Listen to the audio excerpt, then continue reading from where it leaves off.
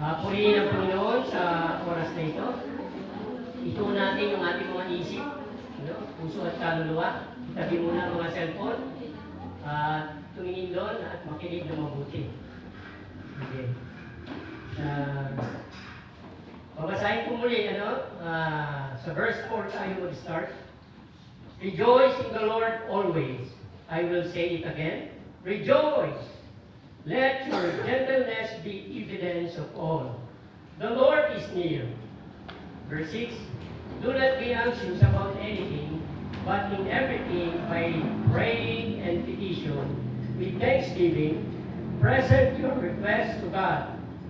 Verse 7, and the peace of God, which transcends all understanding, will guard your hearts and mind in Christ Jesus.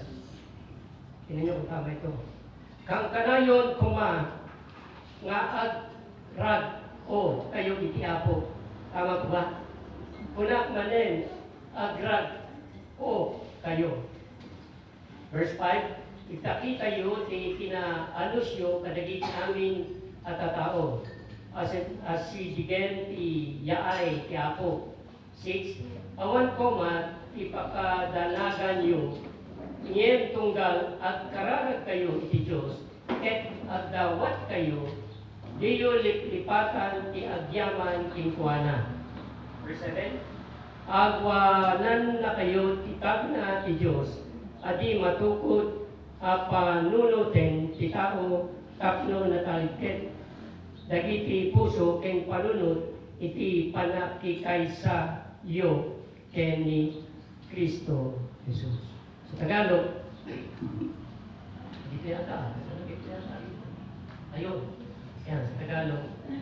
Sabi dito, magalak kayo lagi sa Panginoon. Inuulit ko, magalak kayo.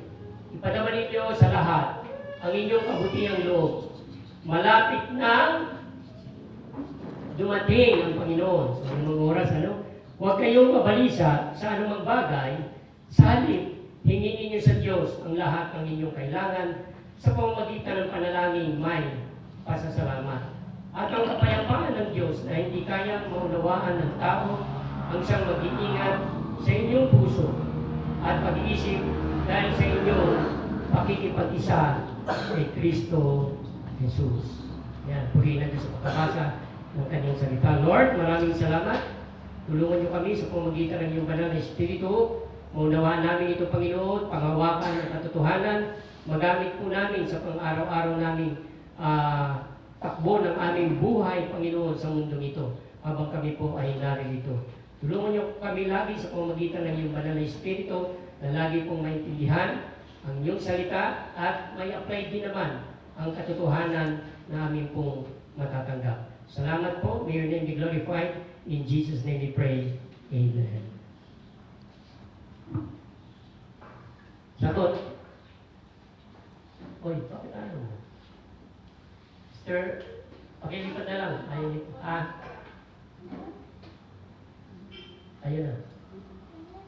Sagot kayo, meron ba kayong kagalakan sa inyong pakikipag-isa kay Kristo? Amen. Meron, sino dito nakipag-isa na kay Kristo? Ibig sabihin, sinuko niya na yung kanyang buhay sa Panginoon. Ha? Kaya ba yan? Kaso pa man. Ngayon pala, naiiyak kayo. Pag dumating yung mga nagpe-persecute, baka hindi nyo lalong may taas, pati paa nyo. Hindi nyo may taas. Ang nagmamakahila sa akin sa harapan ng aking Ama, ikakahiya ko rin sa harapan ng aking. Tama ba ko? Ang sino bang magmakahiya sa akin sa harap ng tao, pagdating sa harap ng aking Ama, ipagkakahiya ko rin sila. Gusto niyo ba yan? Gusto niyo yan? Pag sinabing, sino dito ang believer ni Kristo? Sa school, sino dito ang follower ni Kristo? Lalo na kung mga sundalo na yan, papatay, pa-persecute. Siguro, kahit nagili natin, hindi natin kayang itaas.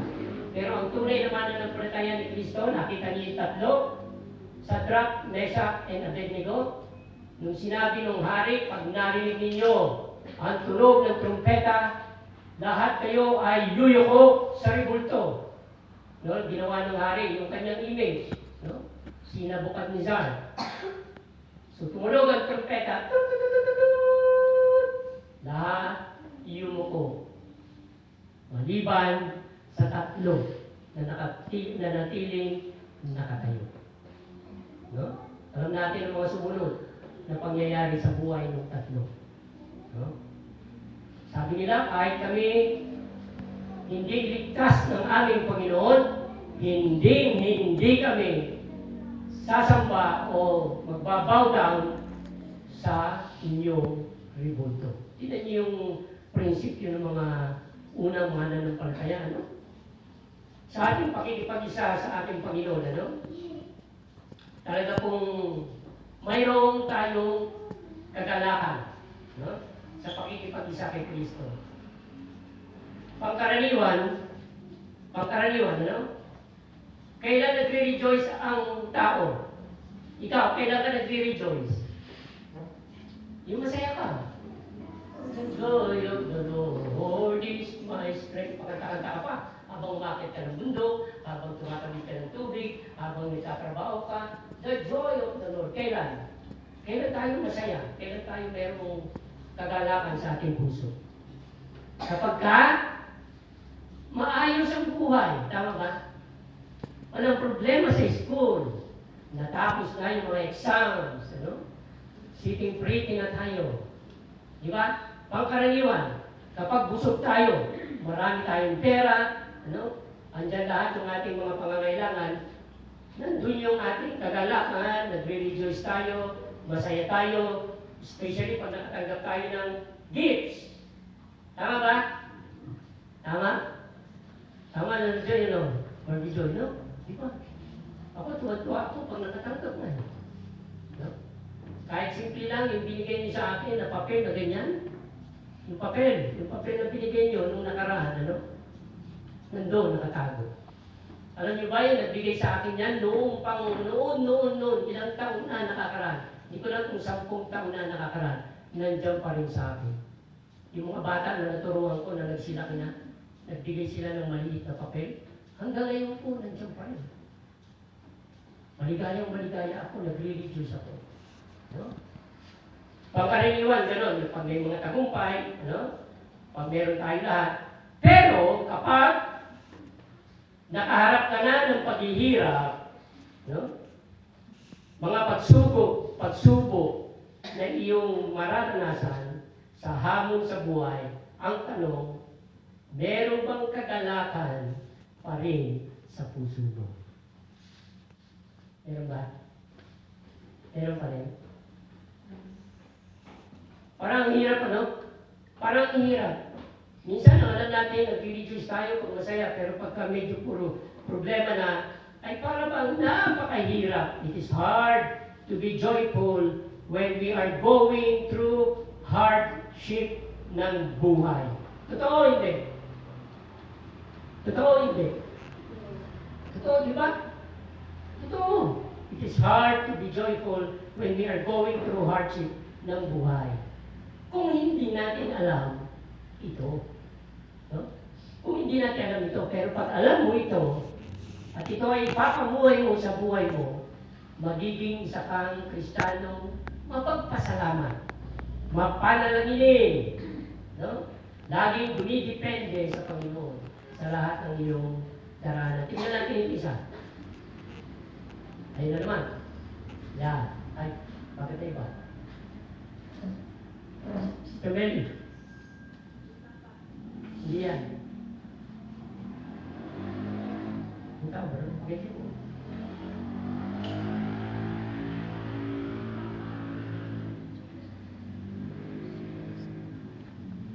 Tingnan natin ito si Darlene. Sa ibang bansa ito si Darlene Gabler. No? Sabi rito, a young missionary captured by the Japanese during World War II. Sugera, World War II, ano? Nahuli siya. Isa siyang missionary. Batang missionary. No?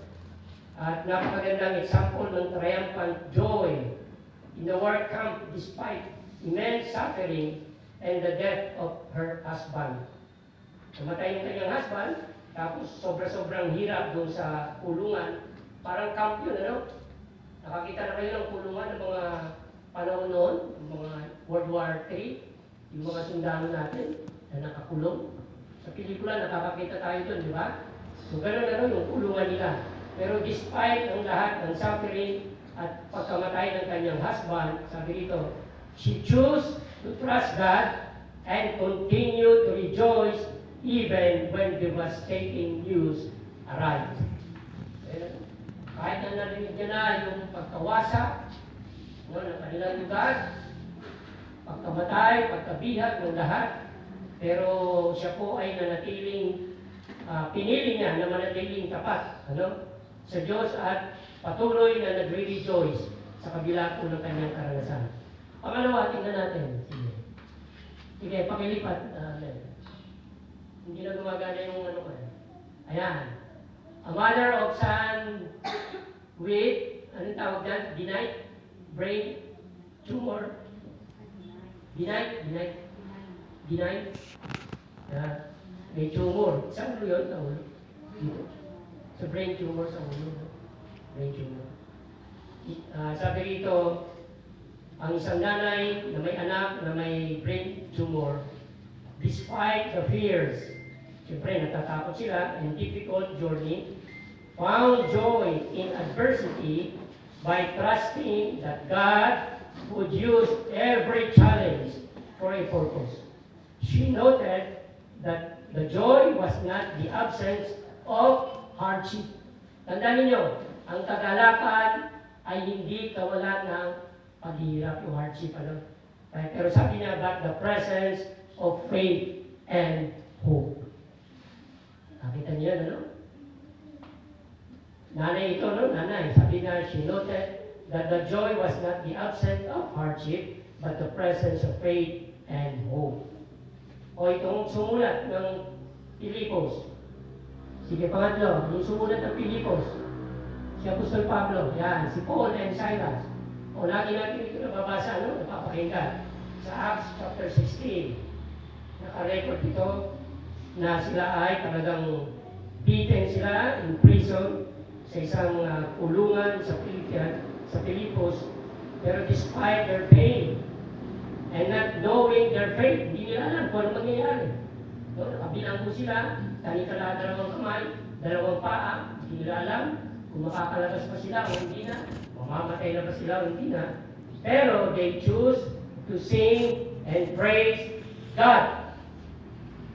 Kaya ba din natin yun?